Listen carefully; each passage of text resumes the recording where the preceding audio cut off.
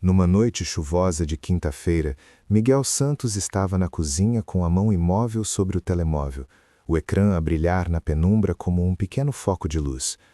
A foto de contato da mulher olhava para ele.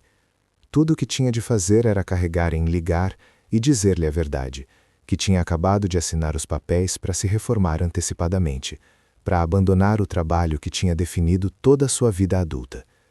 O coração batia-lhe forte, a garganta apertada, e o relógio acima do fogão marcava os segundos ruidosamente no fundo, cortando o tempo em fatias finas e afiadas. Dizia a si próprio que ainda estava a decidir, ainda a ponderar as opções, ainda livre para mudar de ideias. O que não sabia, o que nenhum de nós sente, é que bem no fundo do cérebro, 7 segundos antes, a decisão já tinha sido tomada. Olá, queridos amigos. Hoje vamos falar sobre uma ideia aterrorizante e libertadora ao mesmo tempo, que o vosso cérebro pode estar a escolher muito antes de vós sentirem que decidiram. Fiquem com esta história, e se vos reconhecerdes nela, não se esqueçam de subscrever, deixar like e partilhar a vossa própria experiência nos comentários. Miguel Santos tinha 62 anos, o tipo de homem que sempre confiou mais na rotina do que na inspiração. Durante 37 anos, trabalhou na mesma companhia de seguros, no mesmo edifício cinzento que cheirava vagamente a papel, toner e café velho. Acordava todas as manhãs às 6h30 ao som de um despertador digital que às vezes ouvia nos sonhos, enfiava os pés no mesmo par de chinelos gastos e caminhava pelo corredor até a cozinha onde o temporizador da máquina de café já tinha terminado o trabalho silencioso. O cheiro de café fresco enchia a pequena sala quente, misturando-se com o leve aroma de chuva que entrava pela janela entreaberta. Lá fora, a rua ainda estava meio adormecida, pavimento molhado a refletir o brilho alaranjado dos candeeiros, o assobio distante de autocarros matinais a passar, um cão a ladrar uma vez e depois cair em silêncio. A mulher, Helena, gostava de dizer que podiam acertar um relógio por ele. Mesma caneca, mesma marca de cereais, mesmo lugar à mesa junto à janela onde lia as notícias no telemóvel enquanto o céu lentamente clareava através das cortinas finas. Aos sábados cortava a relva. Aos domingos iam à mesma pastelaria depois da missa e pediam o mesmo pequeno almoço. Café para ele, chá com limão para ela, 2 ovos mexidos, torradas e um prato partilhado de panquecas pelos velhos tempos. As 2 filhas já eram crescidas e tinham saído, uma a viver a 3 horas de distância com a própria família, a outra a dar aulas numa universidade no Porto. A casa, outrora barulhenta, com portas batidas e discussões adolescentes, tinha se instalado num ritmo gentil de 2 pessoas mais velhas a partilhar espaço e hábitos e uma espécie de afeto tranquilo que não requeria muitas palavras. Ultimamente, porém, algo naquele ritmo tinha começado a parecer errado. Começou com uma inquietação vaga que não conseguia nomear. Sentado ao escritório no trabalho, rodeado de ficheiros e formulários e o zumbido suave das luzes fluorescentes, Miguel olhava para o ecrã e sentia como se estivesse a ver as mãos de outra pessoa a digitar a palavra passe, os dedos de outra pessoa a folhear relatórios de reclamações. Os números ficavam desfocados. As palavras na página pareciam escorregar do foco. Dizia a si próprio que era apenas a idade, ou talvez precisasse de óculos novos. Mas depois veio o susto de saúde. Aperto no peito numa tarde enquanto subia as escadas, uma súbita onda de tontura que o fez agarrar o corrimão e respirar através do medo de que isto, finalmente, era o infarto que lhe tinham dito para vigiar. Os exames no hospital vieram maioritariamente bem. Precisa de abrandar, disse o médico. Menos estresse, mais caminhadas, vigiar a tensão arterial. Conselho de rotina, do tipo que já tinha ouvido antes, mas algo sobre ouvi-lo desta vez, numa sala que cheirava a antisséptico e plástico. Ficava acordado à noite, a olhar para o teto, a ouvir o assobio suave da respiração de Helena ao lado e o tic-tac gentil do relógio na mesa de cabeceira. Algures entre aqueles tiques, nos pequenos silêncios, um novo tipo de medo criou raízes. Não medo da morte, ou doença, ou perder a casa, mas medo de algo que não conseguia pôr em palavras. O medo de que as escolhas que acreditava estar a fazer tão cuidadosamente não eram realmente suas. O momento da ruptura veio numa terça-feira nublada, o tipo de dia que parecia lavado em água cinzenta. Miguel tinha sido chamado aos recursos humanos para discutir opções. A empresa estava a oferecer pacotes de reforma antecipada a funcionários seniores e o nome dele tinha flutuado para o topo da lista. A sala de reuniões era pequena e sem janelas, com uma mesa que cheirava vagamente a produto de limpeza. Uma pasta estava à sua frente, as pontas demasiado afiadas, o conteúdo demasiado pesado. A representante de RH sorriu educadamente. É como se estivesse a ver a minha vida meio passo atrás, disse. como se só soubesse o que decidi ao olhar para o que acabei de fazer. Helena apertou-lhe a mão através da mesa. Pensaste nisto durante muito tempo, disse suavemente. Não fizeste por impulso. Ele queria acreditar nela, mas algures bem fundo no peito, uma fenda fina tinha-se aberto no sentido de si próprio como autor das próprias escolhas. Através dessa fenda, perguntas começaram a infiltrar-se. Nas semanas que se seguiram, Miguel moveu-se através de um mundo que parecia ligeiramente desalinhado, como um quadro pendurado um pouco torto numa parede. As rotinas da vida continuaram, o café matinal, a relva que ainda crescia e precisava de cortar, as contas que chegavam pelo correio, mas o sentido de controlo sobre essas rotinas tinha mudado. Encontrou-se a observar as próprias ações com uma nova espécie de curiosidade distante. Abria o frigorífico e estendia a mão para o sumo de laranja em vez do leite e depois pensava, quando decidi isto, escolhi mesmo ou a mão simplesmente foi para lá?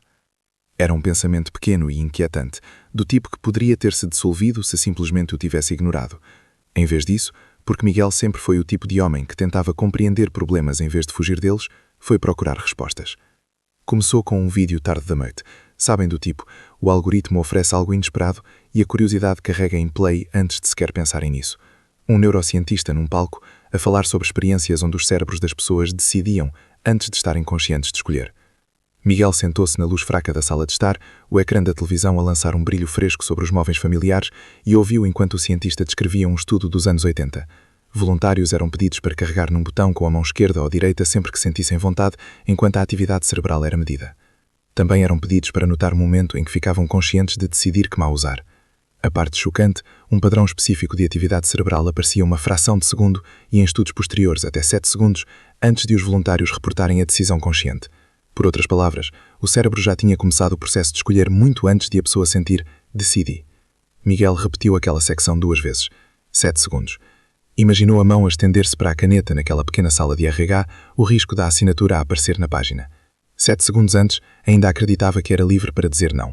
Mas se o cientista estava certo, alguns no cérebro os dominós neuronais que levavam assim já tinham começado a cair. No dia seguinte, foi à biblioteca. Não a do escritório da empresa, mas a pública no centro. Um lugar que cheirava a pó e papel e concentração tranquila. Requisitou livros sobre tomada de decisão, livre-arbítrio e a neurociência da escolha. Alguns eram densos, cheios de termos técnicos que teve de reler 2 vezes. Outros eram surpreendentemente claros. Aprendeu que o que as experiências estavam a detectar, às vezes chamado potencial de prontidão, era a acumulação de atividade cerebral inconsciente que leva a uma ação. Aquela atividade começava antes de a pessoa ficar consciente de decidir. A vontade consciente, parecia, podia não ser a iniciadora da ação, mas mais como um comentador a chegar tarde ao jogo, a explicar movimentos que já estavam em progresso. Primeiro, esta ideia a assustou. Se o cérebro estava a tomar decisões antes de as sentir, o que dizia isso sobre o livre-arbítrio? Era apenas um passageiro a ver escolhas borbulhar de maquinaria neuronal que não controlava. Mas quanto mais lia, mais complicado e, de certa forma, mais reconfortante o quadro se tornava. Aprendeu que o cérebro não era uma única entidade, mas uma vasta rede de sistemas, alguns rápidos e automáticos, outros mais lentos e reflexivos. Os sistemas automáticos puxavam de hábitos, experiências passadas e padrões emocionais, gerando impulsos e tendências muito antes do pensamento consciente entrar em cena. Os sistemas reflexivos, o que pensava como ele próprio, a voz na cabeça que dizia vou ou não vou, frequentemente chegavam depois, interpretando e às vezes vetando aqueles impulsos. Leu sobre como, quando estendes a mão para uma chávena de café, o cérebro começa o movimento antes de pensares conscientemente, vou pegar nisto.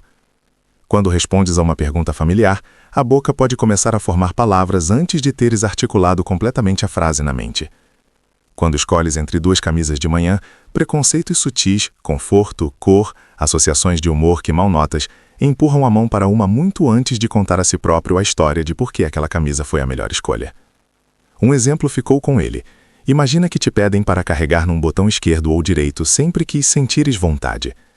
Dentro do cérebro, pequenas flutuações na atividade, ruído aleatório moldado por padrões passados, empurram o sistema mais perto de uma opção do que da outra.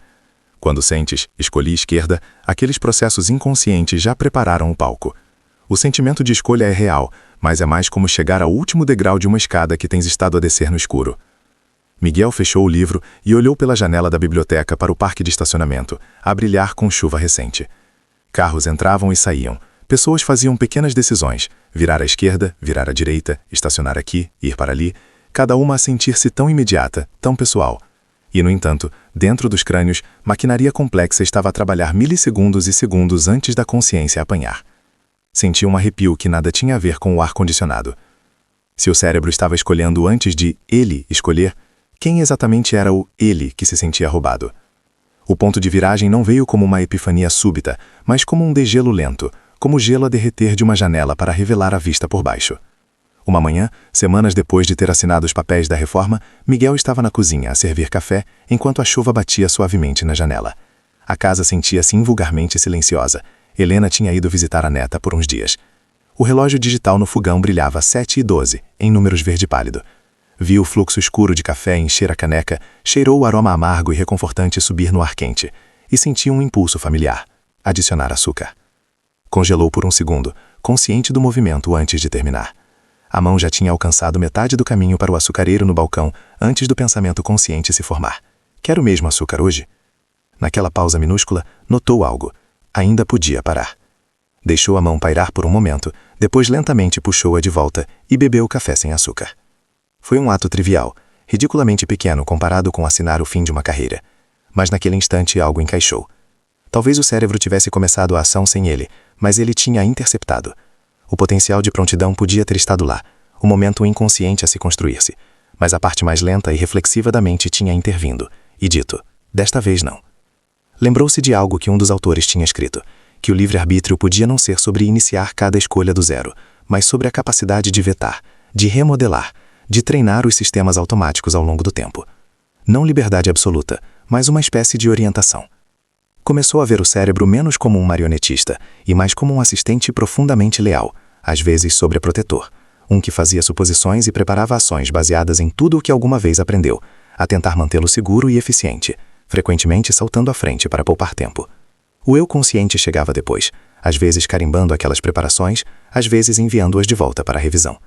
O intervalo de 7 segundos descrito nas experiências já não parecia um roubo do livre-arbítrio, parecia um período de pré-visualização, uma janela em que algo dentro dele ainda podia dizer sim ou não. E quando olhou para trás para o dia em que assinou os papéis da reforma, viu-o de forma diferente também. O cérebro não o tinha emboscado com uma decisão nascida num único segundo. Tinha estado a recolher evidências durante meses, anos na verdade, somando exaustão, sustos de saúde, tardes tranquilas a imaginar futuros diferentes. Aquela terça-feira no gabinete de RH foi simplesmente o momento em que todo aquele peso acumulado fez pender a balança. A ideia de que o cérebro tinha estado a decidir por ele o tempo todo tornou-se menos assustadora quando percebeu que o cérebro não era um inimigo, era parte dele. A fundação para aquela assinatura tinha sido lançada por cada suspiro à secretaria, cada conversa tarde da noite com Helena, cada desejo silencioso de mais tempo com os netos. Talvez não pudesse apontar para um único instante puro de escolha, mas a decisão estava tecida através de 1000 pequenos momentos de viver. Meses passaram. A reforma instalou-se na vida de Miguel não como um vazio súbito, mas como um tipo diferente de rotina. Caminhava de manhãs agora, o ar fresco na cara, o cheiro de terra molhada e relva cortada a subir do chão. Começou a cozinhar mais, a experimentar receitas que deixavam a cozinha quente e perfumada com alho e ervas. Visitou os netos e deixou que o arrastassem para jogos no chão da sala. Mas a questão do livre-arbítrio nunca o deixou completamente. Aparecia em momentos pequenos e comuns. De pé no corredor do supermercado, a olhar para 2 marcas de cereais, sentia a mão começar a mover-se para a caixa familiar antes da mente apanhar. Às vezes deixava acontecer. Outras vezes pausava e deliberadamente escolhia a outra, só para lembrar a si próprio que podia. Quando se irritava com Helena e ouvia a aspereza na própria voz, quase conseguia sentir a cadeia de pequenos gatilhos anteriores que o tinham empurrado para aquele desabafo. Cansaço, fome, um e-mail que o tinha irritado horas antes. Ainda lamentava as palavras duras, ainda pedia desculpa, mas já não via a raiva como vindo do nada. Era um impulso preparado em segundo plano, um que podia apanhar mais cedo da próxima vez. Notou com que frequência as pessoas à volta falavam como se estivessem completamente no controlo. Simplesmente decidi. Podia ter escolhido diferente. Segui o coração. E, no entanto, em momentos silenciosos, essas mesmas pessoas confessavam sentir-se arrastadas por hábitos, impulsos e reações que não compreendiam. Em vez de o fazer sentir-se impotente, a realização de que o cérebro começava muitos processos antes da consciência deu a Miguel uma nova espécie de compaixão, por si próprio e pelos outros. todos estavam a lutar com maquinaria que só viam parcialmente. Em noites em que ficava acordado a ouvir a chuva e o ticatar lento e constante do relógio, o medo que outrora o assombrava, o medo de perder o livre-arbítrio, suavizou-se em algo diferente. Imaginava o cérebro a trabalhar no escuro como um bibliotecário cuidadoso depois do encerramento, a organizar memórias, atualizar padrões, preparar as escolhas prováveis de amanhã. Não podia controlar cada piscar de atividade neural, cada potencial de prontidão a subir 7 segundos antes de sentir escolho. Mas podia escolher que histórias contar sobre aqueles impulsos. Podia escolher o que alimentava o cérebro, que hábitos repetia, que valores tentava viver, sabendo que as decisões automáticas de amanhã cresceriam das repetições de hoje. O livre-arbítrio, percebeu, não era um único momento de decisão pura e intocada. Era uma moldagem longa e lenta. Um ano após aquela terça-feira chuvosa em que assinou o fim do trabalho, Miguel Santos está à janela da cozinha a ver a luz da tarde espalhar-se como mel pelo quintal. Helena está a cantarolar suavemente na sala ao lado, a dobrar roupa.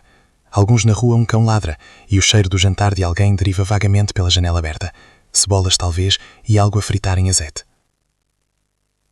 No balcão ao lado dele está um simples bloco com uma lista. Ligar a Ana, marcar check-up, caminhar depois do jantar.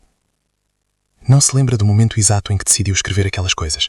Só sabe que a mão pegou na caneta em algum ponto, que o cérebro preparou a ação e a mente consciente assinou. Outrora, aquela realização tê-lo ia perturbado. A ideia de que o cérebro podia estar a começar as decisões 7 segundos antes de as sentir teria soado como a morte do livre-arbítrio. Agora parece mais como saber onde o rio começa. Longe a montante, em lugares que talvez nunca vejas, entre pequenos fios de água que se juntam e ganham força muito antes da água chegar à tua cidade.